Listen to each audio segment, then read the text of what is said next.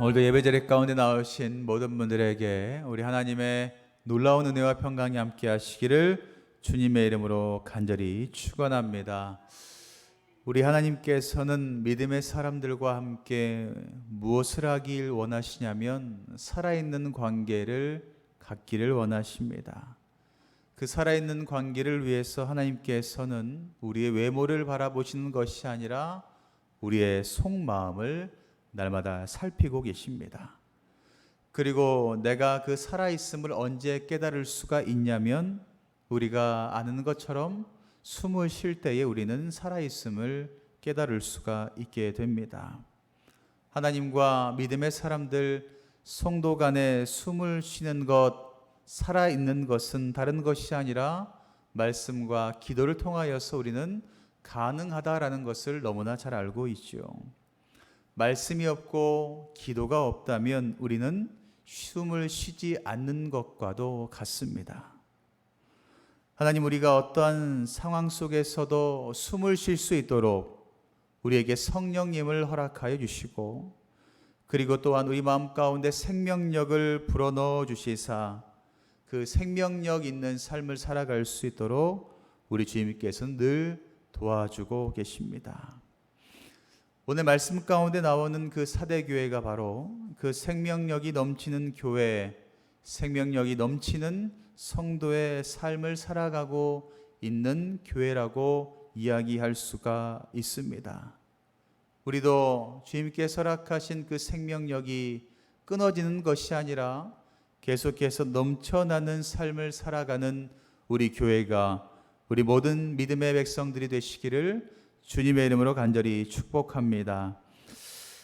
사대교회의 특징이 있었는데요. 그 당시 가운데 이 사대 지역 가운데 두 가지의 특징은, 첫 번째가 무엇이었냐면 이 사대 도시는 도시가 발달했어요. 도시가 발달해서 상업도시로 자리매김을 했다라는 것입니다. 상업도시로 발전하니 이 도시는 부가 너무나 많이 축적되어 있었어요. 그래서 이 도시에 사는 사람들이 대부분 부자였다라고 이야기할 수 있습니다. 그리고 또 다른 특징이 무엇이었냐면 군사적으로 지형적으로 난공불락의 도시였어요. 어떤 나라건 간에 이 도시를 쳐들어오기가 너무나 어려운 곳에 위치하고 있었다라는 겁니다. 상업적으로 발전해서 부가 축적된 도시, 그리고 난공불락의 위치에 자리 잡고 있어서 어떠한 그 침략도 받지 않던 그 도시가 바로 사대 도시였습니다. 또한 사대 도시는 진리에 대한 이단적인 공격과 영적인 유혹이 별로 없었던 또한 곳이었습니다. 그 사대교회, 사대 지역 가운데 살았던 사람들은 상업적으로도 발전했고 군사적으로도 어떠한 침략도 받지 않고 안정적이었고, 그 다음 일반적으로 날마다 그 삶 가운데 어떠한 이단의 그런 영향력도 없었습니다. 그러니 사람들은 어떨까요? 안정감이 있었어요. 평안함을 누리면서 이 도시의 사람들은 살아가고 있었습니다. 이 사대 지역 가운데 안정감을 누리며 살아가고 있는 도시 가운데 세워졌던 교회, 사대교회도 그럼 어떨까요? 일반적으로 안정감이 있었고 살아있음을 날마다 고백하며 살았던 교회라고 이야기할 수가 있습니다. 그렇다면 하나님께서 이 사대교회를 보시면서 어떤 마음을 가지고 계셨을까요? 우리가 계속해서 보았듯이 교회마다 일하시는 예수님의 모습은 다 달랐습니다. 이 사대교회 가운데도 일하는 예수님의 모습은 1절 말씀에 나오고 있는데요. 1절 말씀에 예수님은 자신을 어떻게 소개하냐면 하나님의 7 영과 7 별을 가지신 분이라고 설명하고 있습니다. 계시록에 나와 있는 그 예수님의 상징은 교회마다 필요한 것이 무엇인지를 알려주는 열쇠와도 같은 것이었습니다. 사대교회 가운데 7별, 그 7별은 7교회의 사자를 의미하는 것이었고요. 7영을 가졌다라고 이야기하는 것은 성령님의 충만하심과 완전하심이 있다라는 뜻을 가지고 있습니다. 사대교회 가운데 필요한 것은 믿는 자에게 생명력을 공급하는 성령님의 그 은혜가 필요했다라는 것이었습니다. 그렇다면 사대교회 사람들에게는 어떤 이름으로 사람들은 불렸을까요? 사대교회에 살아가고 있는 성도들을 세상 사람들이 어떻게 불렸냐면 1절 마지막에 이렇게 불리었습니다. 내가 살았다는 이름은 가졌으나 죽은 자로다 라고 예수님께서는 그들을 불러주셨습니다. 살았다라는 이름은 하나님이 아닌 세상의 사람들 앞에서 그들의 명성이었습니다. 그 교회 가운데 살았던 성도들은 세상 사람들을 보기에 살았다라고 이야기하는 것은 계속해서 발전했다라는 뜻을 담고 있어요.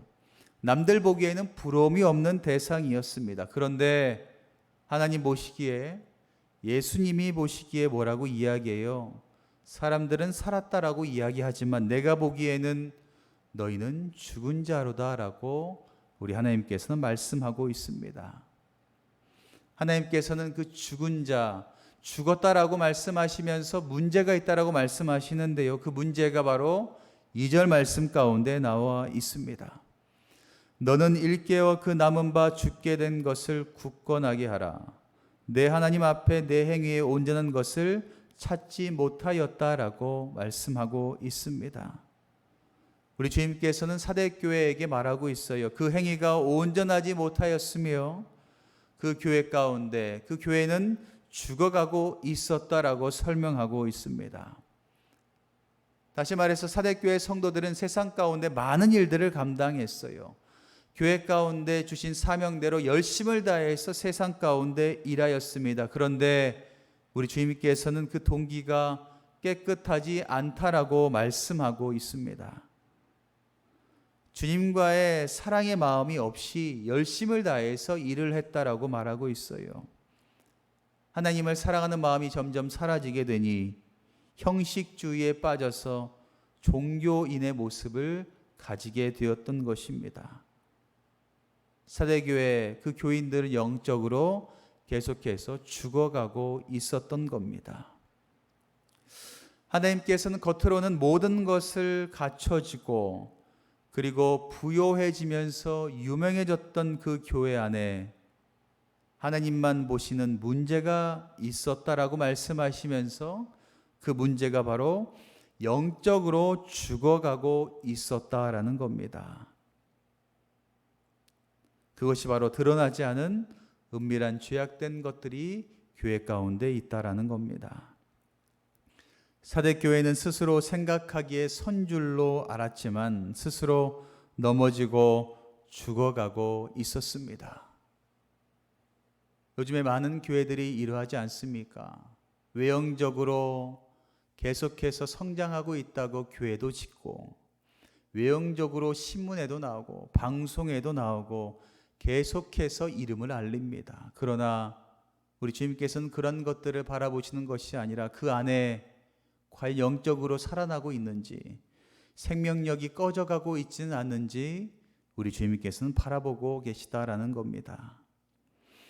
그렇게 우리 주님께서는 사대교회 가운데 죽어가고 있는 것을 보시고 가장 먼저 무엇이 필요하다라고 말씀하시냐면 2절에 이렇게 말씀하고 있어요. 깨어 있으라 라고 말씀합니다.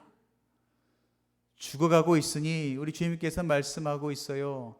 깨어 있어야 된다. 그리고 신앙의 생명력을 굳건하게 해야 된다라고 그들에게 말씀하고 있습니다. 우리도 믿음이 침체가 되면 어때요? 믿음이 연약해지면 기도도 되지 않아요. 예배 나오는 것이 부담스러워요. 그리고 찬양하는 것도, 그리고 섬기는 것도 부담감으로 다가옵니다. 그리고 마음이 답답할 때도 많이 있어요. 이렇게 우리의 믿음이 침체가 될 때에, 우리의 믿음이 점점 답답해질 때에 살아날 수 있는 방법이 무엇이냐면 다른 것이 아니라 하나님께서 말씀하신 대로 깨어 있어야 된다라는 겁니다. 그리고 더 나아가 그 깨어 있음을 통하여서 주님께서 주신 그 믿음을 더욱더 굳건하게 붙잡아야 된다라는 거죠. 우리 주님께서는 우리의 신앙이 혹여나 답답해지고 연약해지고 죽어가고 있을 때에도 우리를 포기하지 않으시고 우리 주님께서는 다시 한번 살려주시려고 우리 주님께서는 힘쓰고 계신다라는 것을 여러분들 믿으시기를 바랍니다. 오직 우리 주님께서 우리 교회와 우리의 영혼을 다시 살릴 수 있다라는 것입니다. 여러분들 잘 아시는 것처럼 우리의 허물과 우리의 죄로 죽을 수밖에 없는 우리들을 누가 살려주셨어요? 에베소서 2장 1절 말씀에 그는 허물과 죄로 죽었던 너희를 살리셨다라고 말씀하고 있어요.